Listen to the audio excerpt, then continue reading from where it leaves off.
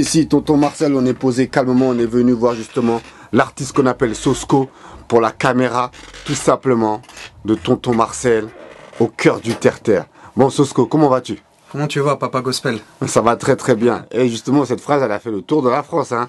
Grand respect à Willax, hein, dis donc. Hein. Voilà. En plus, d'ailleurs, on est chez lui, là. Voilà, on est à Bagneux, là. Chef, on est à Bagneux, ouais. à la chaufferie, un studio que j'apprécie. Énormément. Que je fréquente, en fait, pour mes répétitions.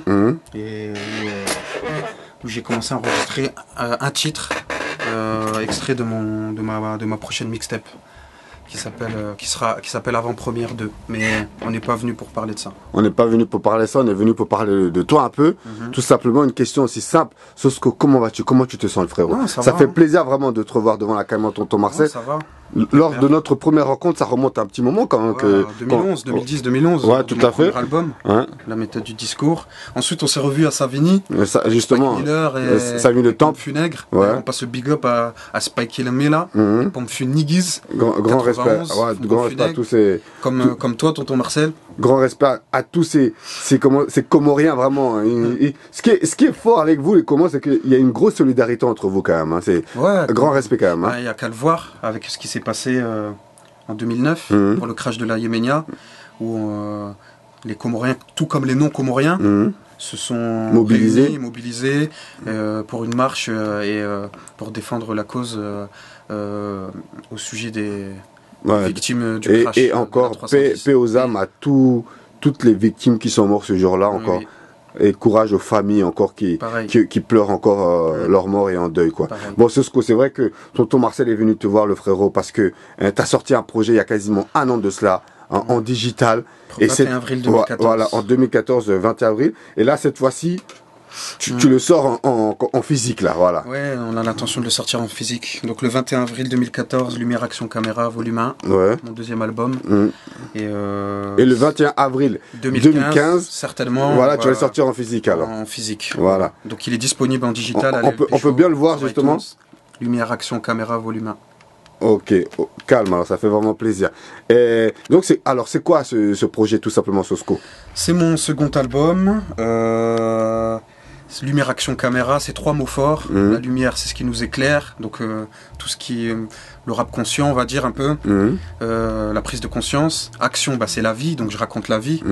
Et caméra, c'est comme l'enregistrement, c'est un enregistrement à l'instant T, donc la caméra, elle enregistre une image à l'instant T. C'est 3 mots forts unis pour mettre en avant le titre de mon second album. Et même sur la pochette, tout est travaillé, la lune, pour la lumière qui nous éclaire la nuit. Je viens des îles Comores, l'île de la Lune. L'action, c'est le clap du cinéma, avec tout plein de symboles. Vous regarderez en détail les symboles, qu'est-ce qu'ils veulent dire. En tout cas, ce qui est écrit sur le clap, et la caméra qu'on voit là. Dis donc, c'est très imagé, vraiment. J'ai une cover faite par Taille. Taille, un poteau à moi de Stein, on passe le big up. Un photographe qui a fait tout le concept. Ta tête, elle travaille constamment, vraiment. T'as des bons concepts, en fait. T'es un concepteur, quoi, on peut dire, quasiment. Un passionné. Voilà. Tu t'es décrit quasiment. Un passionné, vraiment. Voilà, exactement. Et ça fait vraiment plaisir. Alors, donc, ça parle de quoi, alors, un peu dedans? L'album, en fait, ça parle de Sosco, de l'homme que tu es, de ce que tu penses, de ce que tu vis. Ce qui m'est cher et important. Voilà. Par exemple, il y avait un morceau qui s'appelle Super Maman dedans, où je parle de ma maman. Et ça peut parler à tous les gens qui ont une super maman, qui ont une mère et qui s'occupent. Un gros respect à toutes les mères de différentes cultures, différentes catégories socio-professionnelles parce que c'est dur d'être mère, toutes les mères seules aussi, qui s'occupent de leurs enfants, familles nombreuses ou moins nombreueuses. Voilà, moi je voulais faire pensée pour elles, quoi. Une pensée pour nos mamans. Et il y a combien de titres à peu près dedans, 21. Là 21. Comme le premier album. Oh là là, ça écrit, hein, t'écris, hein. Comme ma quatrième mixtape aussi. Mais pourquoi autant justement? Pourquoi autant? Parce que j'écris toujours, constamment. T'as beaucoup d'inspiration. J'aime bien m'exprimer, oui. En fait, moi j'aime bien m'exprimer parce que ça me permet d'évacuer un peu mes idées. Voilà, ça me fait du bien, c'est l'expression. On est dans le pays de la liberté d'expression. Quand je t'écoute parler, j'ai l'impression d'avoir un artiste de la télé-réalité, non pas de la télé-réalité, de la variété française en face de moi, qui est passionné de la musique, qui est passionné de ce rap, qui est passionné. Oui, c'est de la. Non. Pourquoi t'es pas encore autant connu comme ça? Non, mais c'est abusé. Pour être connu, il faut avoir du buzz, il faut avoir des millions de vues, il faut ceci, il faut cela. Bah, moi, je suis un gars, je fais ma route, je fais mes sons, je kiffe, voilà. Je suis un passionné. Comme j'ai dit dans nos premières interviews, les gens pourront revoir. Je big up à toutes les écoles du rap français. Et IAM, moi je suis, tu vois, tous ces groupes-là qui... Tout à fait, c'est vraiment... Bon, Sosco, c'est vrai qu'on va aller quand même un peu dans le vif du sujet. Et je sais pas si c'est l'année dernière, tu as fait l'une des premières parties de Rof à Dunkerque. Ouais. Donc, PDRG Tour. Tout la à première fait. date du PDRG Tour. Voilà. Dans ma ville natale. Comment est Rof? C'est vrai que Rof, lors de ces derniers événements, on décrit Rof comme un homme violent, Rof, comment s'appelle ça. Mais moi, j'ai eu la chance de côtoyer pas mal de personnes qui connaissent Rof, telles que Layen, tout ça, tout, et qui parlent de Rof comme un homme génial, tout ça, tout. Et le fait que moi, je te connais, tu fais sa première partie. Comment est Rof? Je le connais pas personnellement. Ouais. J'ai fait ma première partie. Mais tu l'as vu quand même, tu l'as dit bonjour. Vu vite fait en fait avant qu'il puisse monter sur scène. Donc je lui ai dit bonjour, je lui ai fait un quasi. Les Comoriens ils savent ce que c'est. C'est une marque de respect, un bonjour pour nous donner une marque de respect. Et c'est tout en fait. Sinon je le connais pas personnellement. Alors comment tu t'es retrouvé à faire la première partie de Rof? C'est par rapport aux organisateurs de ma ville qui ont pensé à moi pour des artistes un peu actuels ou qui ont de l'actualité, qui ont pensé à mettre en avant les artistes qui ont une actualité dans la région d'ailleurs. Il y avait des groupes dunkerquois, il y avait un artiste rappeur dunkerquois, moi-même, il y avait des groupes de Lille, parce qu'il y a un gros vivier de hip-hop rap dans le Nord, faut savoir. Tout à fait, la preuve d'où vient Gradure, justement. Il a explosé, voilà. Tu le connaissais auparavant, Gradure, un peu? Je connais des gens qui sont dans sa mixtape, que j'ai rencontrés dans des concerts dans la région. Mais je ne le connais pas personnellement. Et je suis content pour lui, franchement, et je suis content pour la région du 60-1 que je défends depuis toujours dans mon premier album. Mais ce qu'on aime bien aussi chez les Comores, c'est que vous êtes très très solidaires. Et justement, pourquoi je dis ça? Actuellement, ça circule sur le net qu'il y a un featuring qui se prépare entre Rof et Soprano. T'en as entendu parler? Oui. Bah, on est content. Nous, la communauté du hip-hop, la communauté comorienne, on est content. Et la communauté aussi du hip-hop attendait ça aussi. On attendait ça fait longtemps. Ils avaient fait un morceau ensemble avec Kerry James dans Savoir et Vivre Ensemble, La Force d'un Homme, avec Hachim, Big Up à Hachim. Très beau morceau. Mais ils n'avaient jamais fait un duo ensemble. Donc on l'attend.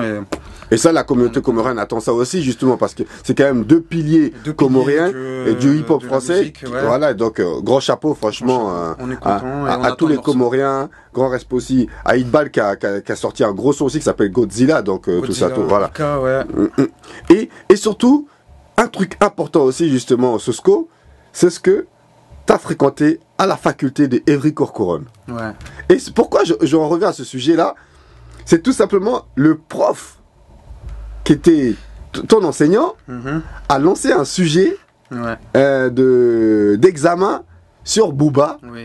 Et Booba a mis ça sur son Instagram. Voilà. Donc moi j'ai repartagé. Voilà. Et donc toi tu connais ce professeur-là, toi. Exactement, oui. Et ce professeur en plus a écrit un livre.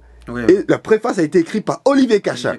Donc qu'est-ce que tu en penses de tout ça un peu, toi? En fait, moi ce que j'en pense, c'est que c'est bien. Dans le sens où il ouvre un pont en fait. Un pont, et il met en avant le rap qui souvent est délaissé, se plaint d'être délaissé, d'avoir mauvaise pub, etc. Ben là, il fait une bonne pub à la musique. C'est pas la première fois. Je sais qu'à la Sorbonne, j'en avais parlé avec Freeman, qui est dans mon album Big Up à Malek Freeman. Il m'avait confirmé que à la Sorbonne, on avait étudié des textes d'Ayam aussi. C'est intéressant. Ayam, la poésie urbaine. Il y a des morceaux qui sont très bien écrits qu'on pourrait enseigner à l'école, à la fac.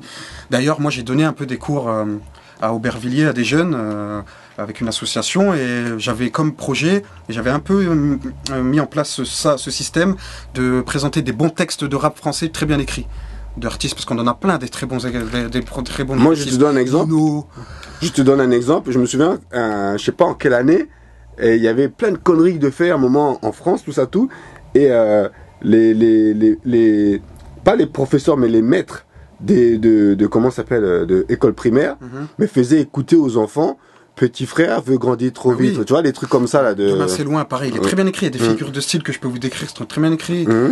Lino, par exemple, dans le premier album, Sexe, Pouvoir et Bifton, très bien écrit.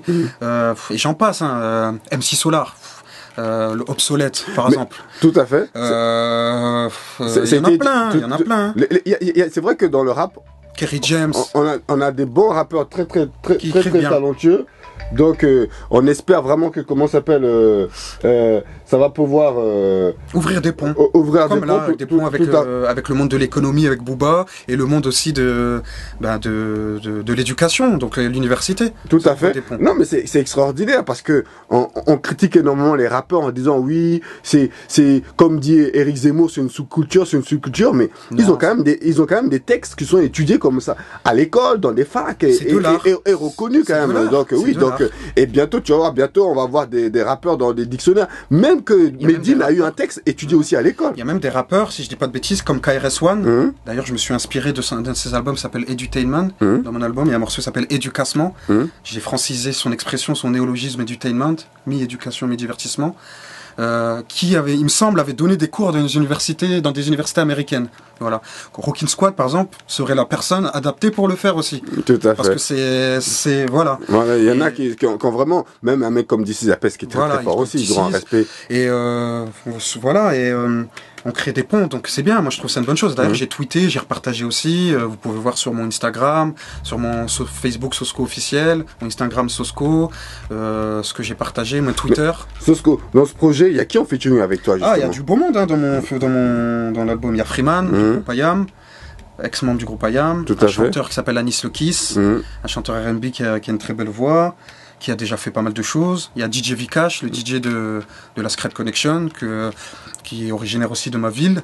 Mais tu t'entoures de beau monde quand même. Oui, oui. Et son grand frère était mon producteur à l'époque de mon groupe qui s'appelle Illicit, qui est devenu Florida Street. Il y a Young Hilla, un artiste marseillais, qui chante bien. Il y a FD Phénomène, un bon rappeur, très bon rappeur.